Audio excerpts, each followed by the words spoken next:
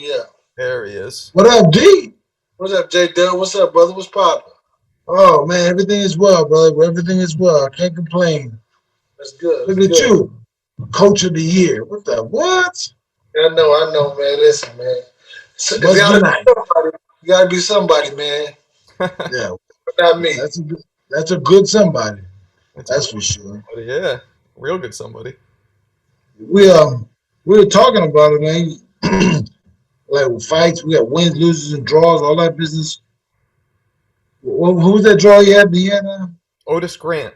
No, he had a Otis. DQ, and we were curious because I couldn't find any footage. What happened with the DQ with Otis Grant?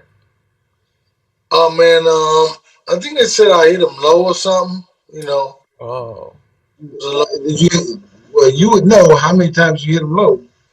I hit him low a couple times, but whatever. He was headbutting me. He cut me like on top of the head, man, like right here. Got cut. uh, Oh goodness. Right, he was headbutting me, man. So yeah, man. But I hit him back. Yeah, I would do the same thing. Yeah, you can't headbutt him. So I hit him low a couple times. He kept on headbutting me. So hey, man, Yeah, so could you come a little closer, possibly, because the sound's a little far off? Is that okay? yeah, man. Thank you, sir. I get. Let me see. so So tell us, Derek. After we finished our U.S. boxing team ventures. What did you go? You turned pro, and then what? I mean, you turned pro, and then how did that I, go for you? I kind of wanted to. I kind of wanted to probably stay amateur just a little bit longer, just like. But I turned pro. I mean, what's funny? If you don't remember, you were talking to me about coming to California. And it was somebody, whoever you was going pro with, you were like, man, you should cut probably, whatever. And I was like, well, I've been with my trainer. I'm going to stay with my trainer, whatever. But yeah, man. So I had a pretty decent pro career, man, and Hmm. but funny, I was kind of in and out. I moved to Vegas and I stopped boxing out there. I moved back home. I wasn't fighting. Then I started training fighters. Then when I started training fighters, I was like, man, right. So I started back fighting again. When I started back fighting again, that's kind of like when right around the time I had a couple fights and I fought my last fight. I started promoting fights after that. Oh, Really? On my own fights, yeah. And then because I sold. And I was like, why would I let a promoter come out of town or wherever the promoter fight? And I'm selling all the tickets. So I started selling my own tickets, so I promote my own fights. I smart. had 2 or 3 fights I promoted by myself. Then at the end, I after I retired, I started training Errol in between there. That's kind of how we took off from there, man. Wow. Well, I mean, that's a good thing. That's good. How did you how was your experience on Team USA with a group of boxers rather than just you? Hey, man, I don't know how it would be. I mean, because you think about this, man, we grew up together. Like, literally, we had to be our own little men.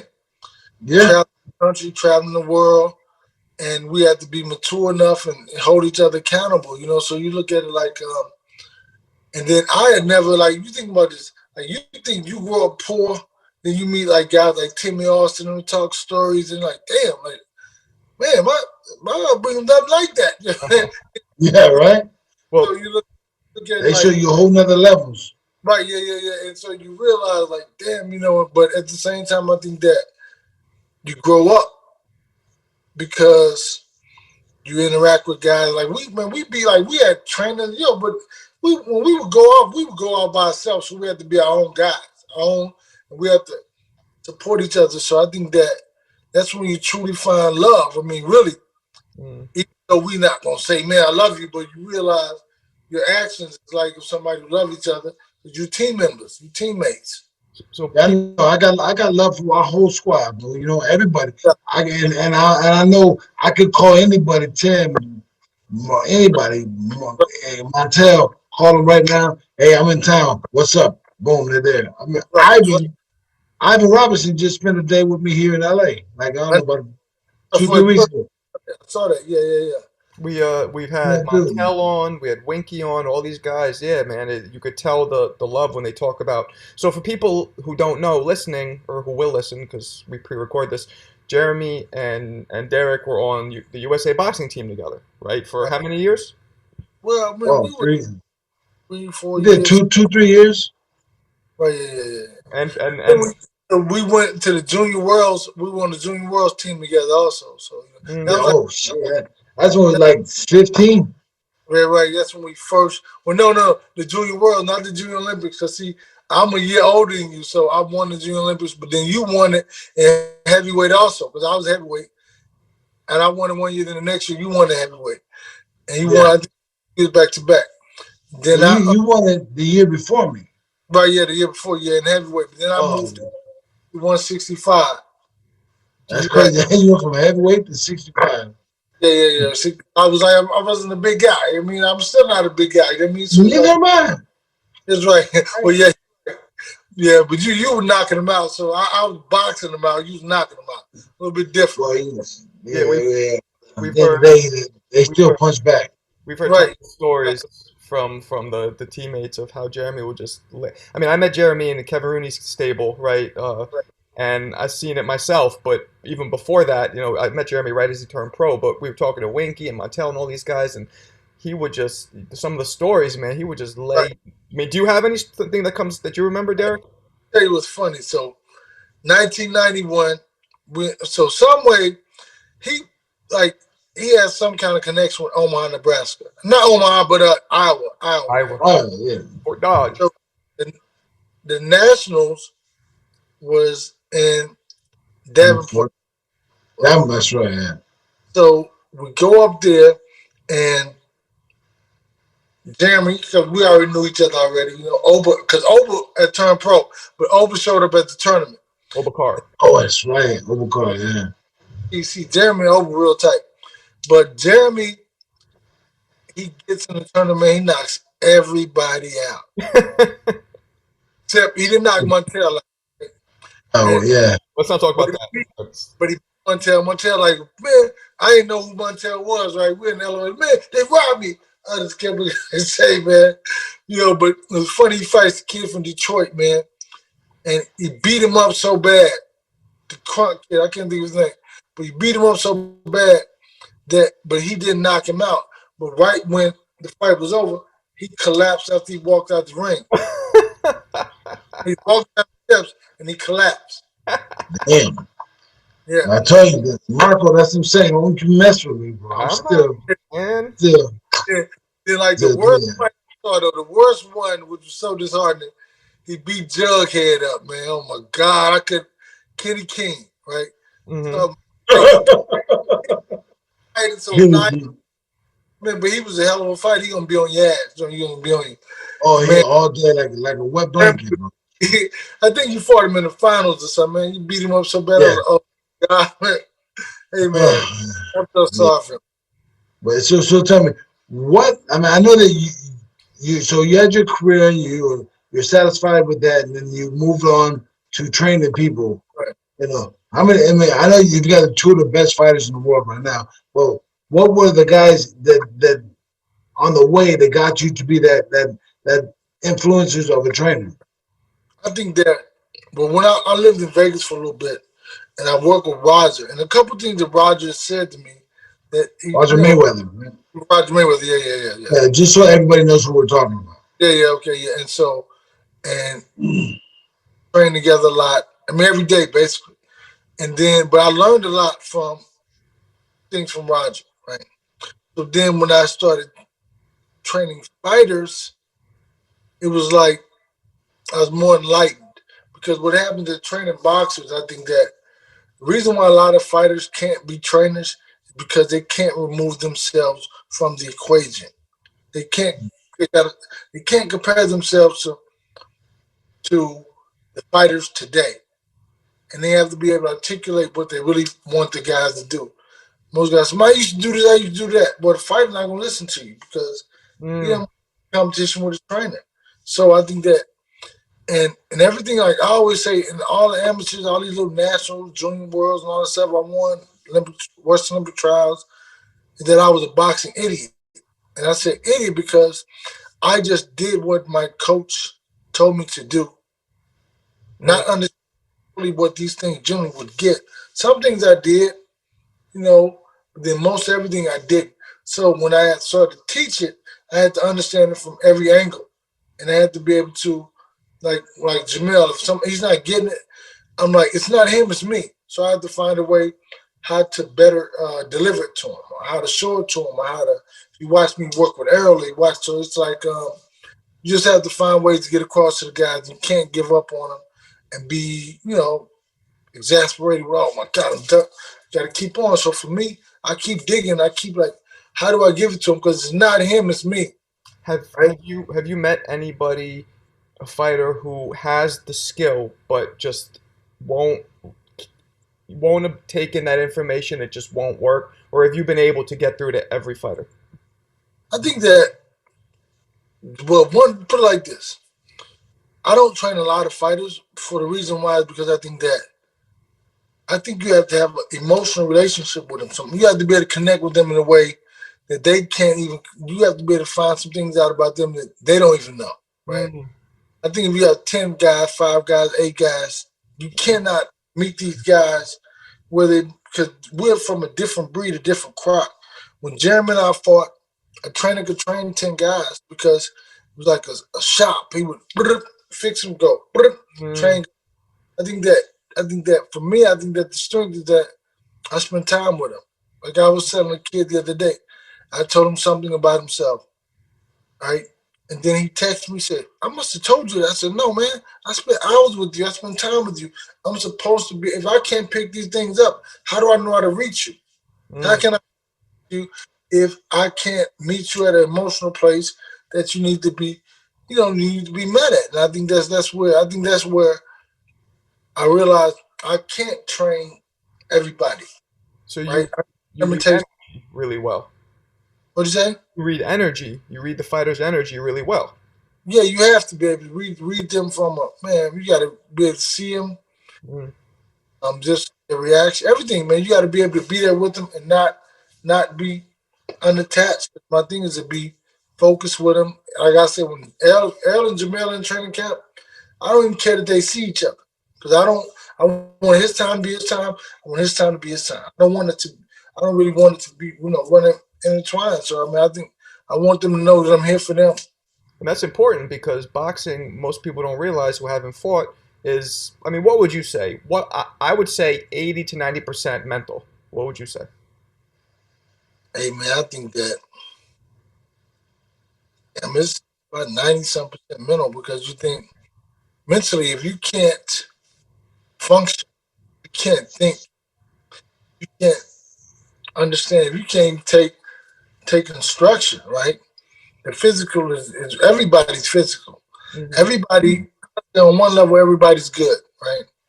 But Mhm. it's what is it that takes to separate you from everybody else? Hmm.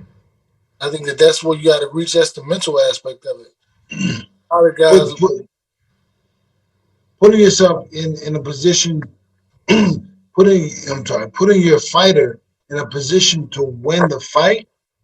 Does right? that all come from the gym, or does it come from conversation? Does it come from strategy while the fight is happening? Where is that coming from? It comes from conversation and just they trust and believe me, man. Listen, what's funny, like the best thing about what the two big guys I have is that they want to be exactly what I want them to be. Like they will really, literally. I mean, like they really wanted every instruction. I say, step here, step here. I mean, they do it because they believe in me that much, right? Mm. So that everything comes from strategy, and it comes from. See, you have to give them. You have to be able to meet them where they are. So you can't. I can't tell Errol something and tell Jamel the same thing, right? Because they're two different situations. So I have to train him from like I know how the camp is going. I know how he's doing. I know what physicality is. I know what his is. So I have to train them at the point where they are, and that means that I know what his limitations are. I know what he can do good. I know what he can't do good. So I have to work on what he can't do good, and if we can fix it, we can fix it. Because like I say, I don't have to make him the best fighter in the world. I just have to make him better than the guy he's facing. Yeah. Right. Right. Yeah. You So know, you deal with that mountain. That's it. right. That's right. Yeah, definitely. Yeah. Yeah, Um, that's a great way to be. And then what does a normal day in the gym look like for you when you go in the gym? You don't have the big guy, the big shows coming up, or do you don't even go to the gym when there's nothing like that? No, man, I work 7 days a week, man. So I have a job, man. So I was going I to ask you, is it true that I read that you train Ross Pro Jr. and train rock. you do, Yeah, yeah. and that you still work at Yeah, fitness club, yeah, and you're yeah. still there. Yeah, I still do, man. Look, I train Ross like twice a week, like and I train. I go to work Monday through Friday, right? But then I have a gym. I own a gym, and so I train clients on. I train clients also. So, Oh, man, Yeah, so when you say you go to work, you ain't making burritos for nobody no doggone Chipotle and no shit. I mean, what is work? I'm a fitness. I teach boxing, so I work people out. Oh, And yeah, well, I'm a everything white. is fine. yeah. I'm a yeah. I'm a white collar trainer, man. So and I've been in my job for like 19 years. So come let me see, November it'll be 20 years. I've And, been working. and I will say, 20 like, years at a gym, yeah, Yeah, I work at a gym. Yeah, I work at a same gym. I work at a fitness center. Yeah, same gym. Like 19 years. Yeah. I Oh will. my goodness.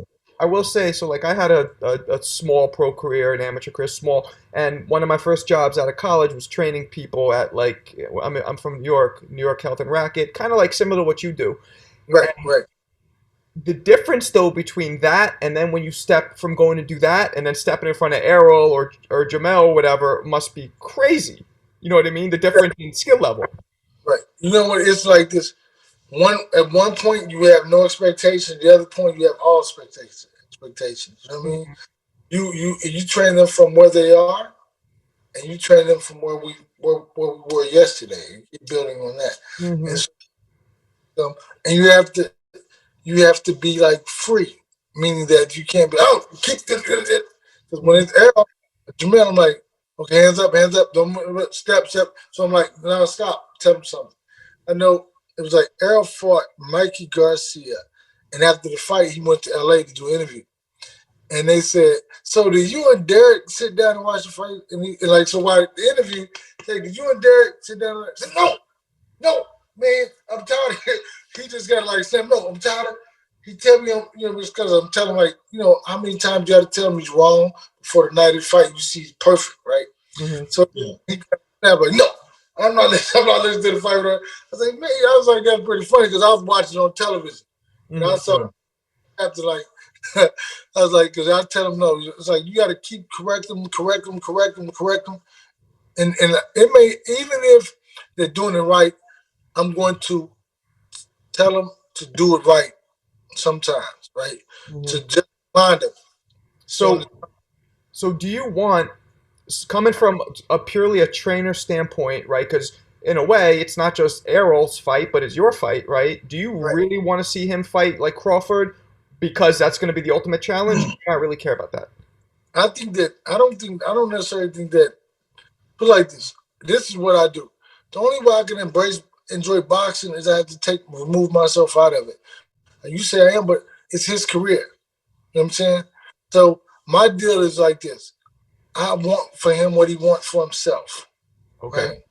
I mean, because even if you look in the Bible said God said He wants for you what you want for yourself. Even though I'm not a religious guy, but I do remember that part of it. Hmm. So I can't want for somebody. God wants for somebody, right? Uh-huh. You want for yourself. So I think that I don't think that could be the ultimate fight. I think that it's a fight out there, but I mean there'll be boxing after that fight. So I think that the ultimate fight could be somebody, with more, whatever. But I'm not gonna get in there. But I think that somebody else could be possibly an ultimate fight though. Okay. I mean, I guess you're right. I guess for now though, that's what that's the other guy right now with that in that weight class. So but Yeah. um, If you think about this, listen. There's a guy in boxing who keeps mentioning Errol's name, okay. who's a big guy, Canelo, huh? Canelo, you talking about? Yeah. Okay. Okay, so that guy always mentions his name. Has that guy ever mentioned the other guy's name you mentioned? No. Okay, what does that tell you about it? Let me just say, I love how you're doing this mafia encrypted, like the guy and the other guy. Yeah. No.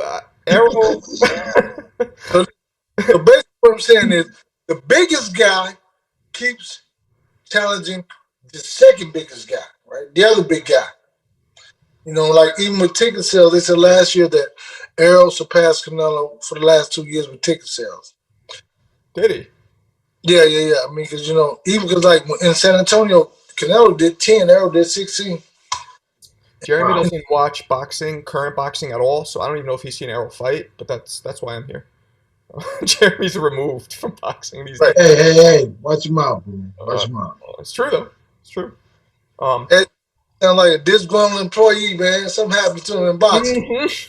Right, That's a fact. We all know I'm not the boxing guy. Um, But he is, so that's good. right. so oh yeah, I guess just because I'm thinking is me, if I was a trainer as well, I would want to also get that fight that people say that would be the toughest or that you couldn't win or whatever, and prove everybody wrong. Well, you know, I'm not going to say that I don't, but I'm going to say that it's like this. If it happens, it happens. But if it doesn't, it doesn't. I mean, it's not like, you know, he's not going to, he's going to keep, he put like this. He's fighting, he said he wants to be the undisputed champion of the world. Hmm. So his next fight possibly may be the other champion. Hmm. And then after that, it'll be the other champion. Hmm. So, you know, and if that other guy, that bigger guy, you know, they say, okay, let's do it, then it could be the bigger guy. Hmm. That doesn't mean that he can't go get the other champion. You know what I'm saying? So it just depends on, you know, Yeah, depends on yeah. process. I don't want to focus It's on that good. because I know you probably get a lot of questions about that, and I know it's boring and old, but it's been a thing in boxing that Crawford and Spence aren't fighting, and everybody's saying it's the other side or the promoters or whatever. I mean, So listen, fight each other. Because I tell people say, oh, you're ducking the guy. I said so, but when he's in the tournament, he fights whoever who's in next on the list, who wins the tournament the Hmm. next day. But in pros, you duck people. It doesn't make sense. You know what I'm saying? Uh, uh, You yeah, know it that, doesn't. I I think agree. I think most people don't realize the average person doesn't realize that most fighters aren't ducking anybody. Like in terms of they're scared or they think they're going to lose. That's usually not the case, but that's what the public likes to say. it's always business. You know what I mean? Yeah. But Yeah. business. Think about this. If Mayweather would have fought Pacquiao when they fought, that fight the first time, or whenever they trying to make, fight would have been like what? Nothing. What do you mean? But when May like they Oh, tried it's to about dollars and cents, man. Oh, like when Mayweather they tried to make the Mayweather Pacquiao fight years before. yes, yes, yes. I mean, if that would have really legitimately happened, they wouldn't have been able to get 325 million from Mayweather and 125 from Pacquiao. Would Hmm. have been more like 20 and 30. You know what I'm saying? Hmm. Hmm. Which is still a shitload of money. I guess Right. for the sport, people want to see them fight now. Like, then. They want to. You got And to now. build drama. You got to build drama. Well, You you got want to them to be build. at the peak of the career, right? You want each of them to be at their peak. Like when they fought Pacquiao and Mayweather, obviously they were both older and it wasn't the same kind of right. But But listen, they're building drama. You know. right. But if you think about this too, the reality of boxing is this. When it comes to boxing business, you can't base a fight of that magnitude off of boxing fans. Yup. Because if you look at it like this, when Errol fights, he fights pay per view, right? Hmm. You remember Terence Crawford when he fought what's his name? American only sold like 30,000 pay per views. Hmm. Hmm. So if people really wanted to see him on pay per view, they would buy the pay per view when he fights on there. Yeah. Yeah. So you can't go into a business. It's like, man, you have to go by the history of the business, right? And all of the data that you've collected. Hmm. A big fight and tell ESPN to spend all this money on this guy, and Fox to spend all this money. Why would they come together? If you think about this, Errol sells 700,000 pay-per-view buys a fight, right? Mm-hmm. The other guy probably sells in all. He sold probably like say 150 in 3 fights. Mm-hmm. You can't think that that's going to make 2 television networks merge for 800,000 pay-per-view buys. I didn't realize that there was such a discrepancy between the two, like that Errol had so much higher numbers. I mean, because I don't look into that kind of shit, but that's crazy. So I'm just saying, like, listen, or listen, he sold 48,000 seats at the Cowboy Stadium. That I remember. Yeah, because he's from Dallas. Right? Yeah. Then when he went to LA, fight Sean Porter, he sold out. Yeah. Yeah. Then he doubled back and came back. So she was like, hey man, you can't even compare it. You know what I'm saying? Like Jeremy said it, it's business. Yeah. Is Canelo an actual possible opponent? Future? Hey man, I don't know about that. I think anybody's possible. You know what I'm saying? I think that, you never know. You know what I'm saying? But the thing about it, Canelo's been calling his name for 2 years. He's fighting middleweight. So think about it. How does a middleweight look fighting, calling out a welterweight? I agree. Yeah. But he knows, but he's thinking of business, right? He wants big fights, Mm-hmm. big names. The only reason why he moved up because he can't get that fight with Errol. Because what's the biggest feat? Oh man, it looks good if he fights a bigger guy. Mm-hmm. Post that size, he blows water. Mm-hmm. I mean, I think last week was like the worst title fight. Canelo, yeah, Jeremy didn't see it, but Canelo fought some Turkish dude who basically didn't throw any punches and just quit after 3 rounds and took his Right. $4 million or whatever. Yeah, that was a paycheck. That was a sparring match. Yeah. Yeah, Expensive sparring match. It really was sparring, for real. So is there? Because I know that Jermel and Errol are somewhat close in weight. Is there any possibility of them ever fighting? Being that you train both of them, that probably could never happen, huh? I can't go one corner. I'd be running the ring. I can't do it. No. No, it's never gonna happen. Yeah, I figured, but They sparred before, and I think that they're probably gonna spar for these upcoming fights. Mm-hmm. Like, because both of them have. Listen, first you got to realize have 2 more. Have Jamel fight, possibly gonna fight for undisputed title, Okay. right? And 1 more unification bout. How does, if you're at liberty to say, how does when they spar, how does that go? Who gets the better of the other guy? Is it even? Well, I'm not at liberty to talk about that. I gotta ask. Just I curious. know. But also in sparring, you're working on stuff, so they're not really. No. They may be working on something, but They're going at it. You know the ego. You know Yeah. these guys are champions, and you can't. Hey man, you can't let another guy get a 1-up on you. And they're trying to kill each other. No, but they really focus. You know what I'm saying? Mm-hmm. Mm-hmm. They really focus. They really, they really on it. And really, to be honest, man, when I watch them spar, I'm just like, damn, because it's like they're doing everything I'm asking them to do. Because at this point, they have to be perfect, right? Because this guy, he knows this guy may counterpunch, he may do this, may do that, and the other guy knows the exact vice versa. Mm-hmm. It's like they're trying to be perfect. So I'm watching them just smiling like, damn, it's like you're in heaven. Like you talk to kids the same thing, they do the exact. So it's like amazing, man. Yeah. Is it that kind of a relationship? Like, are you like an uncle kind of father figure to these guys? It's like a big brother or something. I don't like to go into the parental or the like that. I just like I'm a big brother to them. I don't want. That's too much of a headache. Sure. How many other fighters are you training currently, like active professionals? I work with like a little young guy, Burley. I train for one guy, 1 fight, Frank Martin. So it's kind of like really just like 3 guys on a consistent basis. Okay. So I don't want I mean, and I've had the top of the top guys ask me. It's just like this.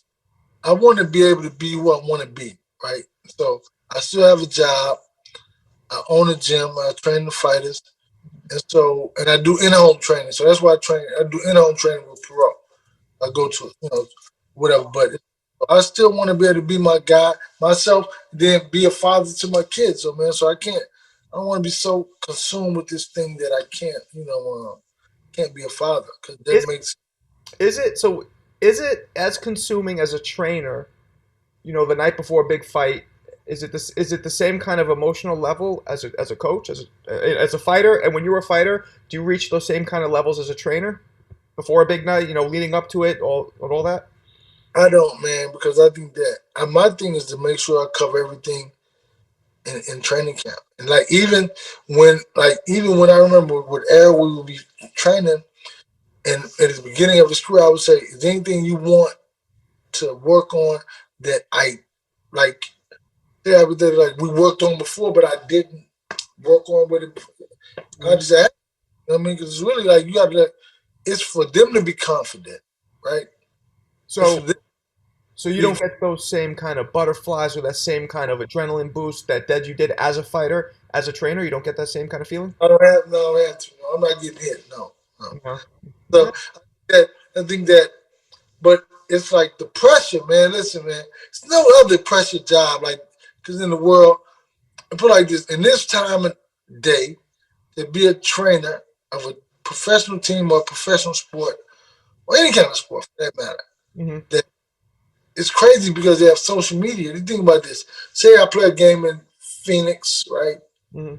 And I'm a basketball player, play a game in Phoenix, I look horrible. Mm-hmm. And in Philadelphia says something, I would never know it, Mm-hmm. right? Because he's writing in the paper, Philadelphia, Derrick James look horrible. Who knows? I mean, I'm not gonna, but now everything's immediate. So it's like everybody's watching, everybody's Monday morning quarterbacking. So you just got to kind of, hey, man, go out there and be the best, man. So that's the reality of it. Wow. What do you see? What do you see as the next, couple fights for your team, your guys, like big fights? Where you say we should. I'd like to fight this guy. I'd like to fight that guy, and after that, I fight that, and then You know, whatever that looks like. I would like for Jamel to be, I'm gonna say who he wants to be. So my answers are politically correct, but I want him to fight who he want to fight. So if he want to fight for the unification, that's what I want for him. Mm-hmm. And So he wants to grab all the titles. right, yeah, he has 3 of them right now. So he's just waiting Well, on the WBO. And think about this: 10 years ago, he would have been the undisputed champ. Remember, but the WBO became a major title. Mm-hmm. So that one now. So because he sure. has WBO, IBF, and WBC. Oh, and thinking of what do you think about all these different titles? Like, should they unify and be one title, Yep. or is it better for multiples? I think that you should be probably one champ, but I think that there'll never be that one champ because too Too much much money, money. too much money make. Sanctioning fees are you getting 3%. You know what I'm saying? You getting 3%. Man, who's gonna get that up, right? And everybody wants to be a champ, so they have to have consolation prizes for everybody else. You know what I'm saying? I mean, like, because they can't be the main one, at least they can be this one, or this one, this one, this one. I think Yeah. that You remember back in the day, there was one, Muhammad Ali. That's it. yeah, right, It was either him, Joe Frazier, right, uh, what's the guy, George Foreman. Like it was one champion. one champ, No yeah, alphabet soup. No alphabet soup around. right, And now, I mean, we all got titles right, at the same time, but who like you like Ring Magazine says this guy's number one. right, right, Boxing Illustrated says, oh, that guy's number one. right, And right, then WBO says this, IBF says that, WBA right. says this. So I mean, there's a lot of titles, but I would love to see some type of unification where they made a Right. one world title, one world champion, and yeah, it's not gonna happen, but But it would but look so but good for our too much sport. money, man. Too much too much money, Jeremy. You know that it's too much Way money too much. collected. Do you? I read somewhere. I don't know if it's true. Do you actually get in there and spar with your guys, like lightly, heavily? Well, when I started training them, I was spar with them. I would spar with Errol because what I wanted him to see the difference is you You spar can an test amateur that. on a pro fighter.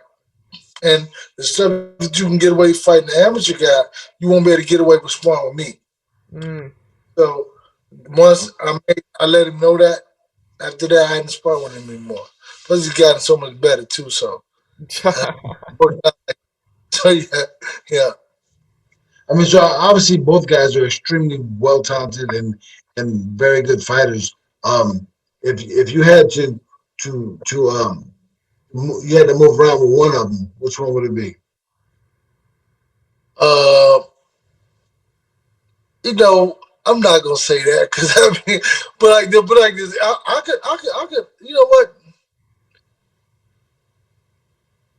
If I had to spar one of them, every now and then I want to spar Jamel. To be honest, You wouldn't want to. Yeah, every now and then I do. I kind of think about it. Yeah. Why?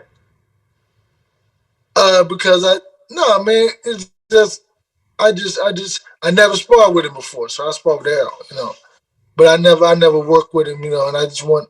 But I think that when we work the mitts, it's kind of like sparring. So even the only thing is that they're not hitting me, but I am throwing punches back Right. at them. So is it a thing like you want to see how you could kind of do in there with him?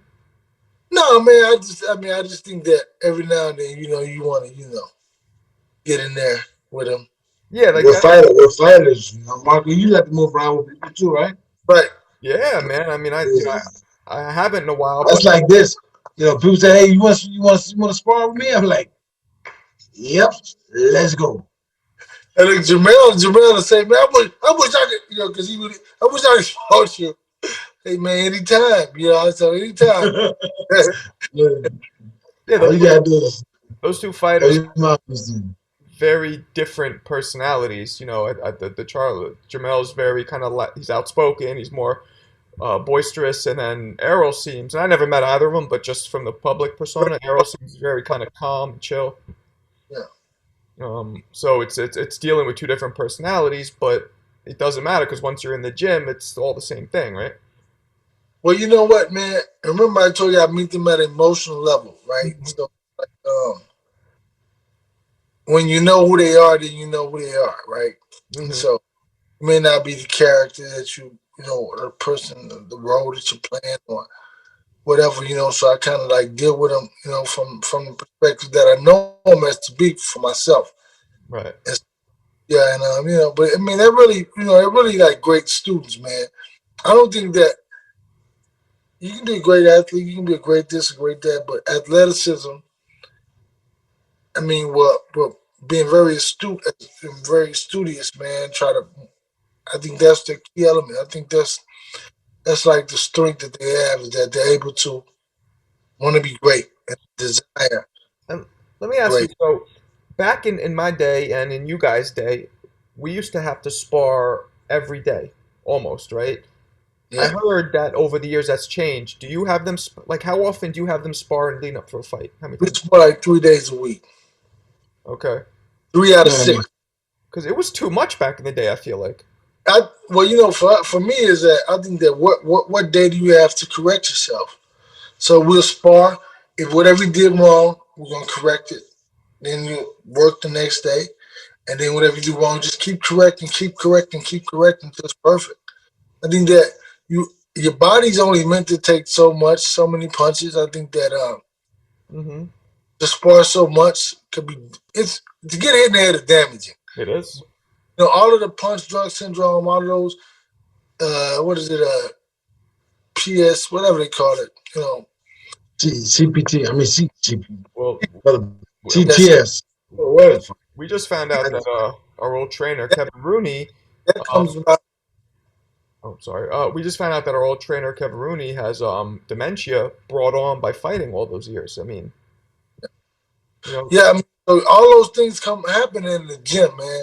That's why you need somebody who's somebody who knows what it looks like, right? Knows if somebody hurts, knows if somebody wobble. Because the fighter's going to play it off. You know what he is. He doesn't want anybody to know Yeah, he's hurt. But Mm-hmm. you have to be a guy who has the eye. The only reason why you had an eye because you felt that you've been in that place before, Mm-hmm. right? yeah. I No, think no, true. How many rounds do you have a fighter doing during those 3 days? Like, and I'm asking so our listeners can get an idea what it's like at the highest level. Hey man, listen, man. To be honest, Jamel may spar about 14 rounds, right? In one session. One session, right? Yeah. But Errol may spar like about he's done up to 20 rounds. Woo! Right, 20 rounds. Yeah, 23-minute, that's 30 break. that's 2 hours in the gym in the ring. Yeah. Damn. So you'll do like 20 rounds. But on average, you'll do like 15, 16. You know, Wow. 15. And these full rounds working hard, or you working on stuff? He's throwing punches, man. You know, he's throwing punches. Oh, throwing punches, but are you in his ear like, okay, we're working on X? He's working on stuff. He's working on stuff. Okay, that makes sense. Because then there's like, all right, stop, do hey, da da da, right? Well, we do it in between the rounds. So I mean, Oh, there you go. So you up to 3. if we stop in the rounds, man, we do 30-second break. So we stop while he's in the round. He's gonna say, "Start the clock over." he's gonna want to get his full round in. So you got to be like, yeah. But no, man, he works a lot, man. That's good. That's very. He ain't gonna be out of shape. That's for sure. Right. That's for sure. Do you ever have situations, maybe not with these specific guys, but in the past where you're in there with guys and they're just not listening, they're in their own kind of thing during the fight? Right. Yeah, man. It's like, but what happened is I had my little young kid, right? Mm-hmm. And he fought a fight and he lost. Mm-hmm. But what happened was there was other stuff that happened, right? Mm-hmm. Other stuff outside of boxing to where he couldn't get it right. Mm. Then I talked to him the other day. Like, he's the one I talked to him. I said something to him about, this is why you were like that. Mm-hmm. And you got to let it go. You can't hold on to that. And so he's like, did I tell you something about that? Mm. No, you didn't. I mean, I spend time with you. We travel together. I have to be able to understand what's wrong with you and why you were not able to take instructions, and why you so angry, right? He was, Yeah. You said he was angry in the ring? Angry in the ring, yeah. And that's funny because certain fighters, like Tyson, for example, in his prime, took that and made it a positive. But then Tyson also, right, took that later on and made it part of his downfall, the anger. You have to be able to control the anger, right? Right, but I think that with Mike Tyson wasn't angry. Mike Tyson was afraid. He even came out and said that's what it was, just fear. So if you think most people do everything from a perspective of fear, not really anger. The anger is just the cover up. Mike, it was a cover up, right? Residue of fear. With this guy, what I'm talking about, he fights with anger. So when he fights with anger, he can't think, right? And I said, do whatever the issue that you have that you're mad about, it's not even with you. So you try to talk to him to try to get him to get his mind, keep his mind focused and right. But like even with Mike, like the fury of it, like the key of it, we always say, if you get a guy mad, you can't think, right? So with Mike was never mad. Mike will come out and say, if you watch him today, you'll see he's like, man, that was his insecurity. That was his other things that we thought that a guy like that couldn't be. He was even more, because fame brings more of those things out. Who do you trust? There's certain guys, I think, that the greats that could take that anger though, and like Roy Jones, I feel like when he would get angry, like look at the rematch with Montel, he would focus it, right? And tell me if you disagree, and would take the anger, bring it in, and do it in a very effective way. Not lose himself, but use it to win. I think he wasn't mad at Roy. I mean, Montel, I just think he was mad at himself. Mad at that he lost, not at Montel specifically. He's probably mad at himself. So if you look at it like this, I think he was so mad, whatever it was, mad at himself, whatever, but he was able to compartmentalize it, but at the same time say, if I get this opportunity again, this is what I'm going to do. This is how I'm going to handle it, right? Mm-hmm. So Because when he knocked him down, he was probably more upset because he couldn't catch Montel with a flush shot. So he on the ground. No, I meant in the rematch when he knocked him out. Well, that's what I'm saying. But when I get the opportunity to do it again, I'm going to be calmer. I'm going to be, you know what I'm saying, be more patient. Oh, okay. So that's when I was able to catch him with the shot. Mm-hmm. That before he couldn't catch. Yeah, I always thought all my years, you know, having anger or having insecurity or fear or anxiety is very important to be a fighter, I think. Right. Right? Keeps you honest. It keeps you honest, yeah. Because if you have somebody, I mean, do you agree? Like, have you ever taken a fighter that is completely level and doesn't have any trauma and just happy-go-lucky and they're great fighters? Errol Spence. Yeah, I mean, he came from, you know, he's like, you would kind of like be like, man, like, you know, everything, mother, father, everything, you know. I think that everything normal in his life. Everything normal to everybody else. I think that, yeah, man, he doesn't have those, you know, but I think that we always are fighting for other things and whatever it is, whatever, you know, your motivation. Remember, Ring Magazine contacted me and said, man, we're going to do a story about Errol. I said, what motivates him? I'm like, he just wants to win. Well, how was his father, his mother? I'm like, said, man, he just wants to win, man. He found something he likes, he wants to win. Hey, so what about, tell me about his upbringing? I'm like, hey, man, mother, father, you know, came good home, decent, you know, middle class America. He's like, okay, thank you, bye. Well, that is so an unusual story for a fighter to come from the middle class of the world. Just, you know, nothing special, nothing too extreme left or right. Just walk down the middle of the street and have a good career. That shit happens once in a while. Yeah. Rare, very rare. Listen, if you think about it, you can't, I mean, maybe Sugar Ray Leonard, you know what I'm saying, you know? Like, it's very rare that it happens, you know, yeah. Yeah, absolutely. I read that, and this is kind of random, but I read that you have the fastest knockout as a fighter in American international boxing history. I did. Somebody beat that. I knocked the guy out in 21 seconds of the first round, so it was an international bout, USA versus England. I knocked the body shot. Oh, amateur fight. Oh. Yeah, Jeremy just recently posted his, what was it, 8-second knockout? What was it? As a pro? Yeah. Yeah, mine was 21 seconds of the first round. And listen, that's something that Jeremy probably would have done. But see, the people were afraid of him, so they bounced around. Yeah, we've talked about it a lot with Jeremy. He also, in retrospect, should have stayed at cruiser, I think, and he would have been. I mean, it would have been a way different. You know what I mean? Light heavyweight. Yeah, well, light. You probably couldn't have made light heavy, right, Jeremy? I was too big. It was too big. Too big for that. Too small for heavy. Yeah. Right. So same shit. Whatever. Yeah. And listen, Dr. Taylor, I gotta go to the restroom right quick. But we're almost done, bro. Okay. We'll try to hold it. So, hey, you know, we appreciate you coming. Hey, we'd love to get your two fighters on. You know, if you can make that happen, we'll set that up so we can get them on and have them come and talk about you like you talked about them. All right. So we'll contact you in the future. Thank you so much. I'm the champ. He's the chump. No, and, I'm the champ. He's the chump. You know. All right. Right. It's great talking. You have a great night, man.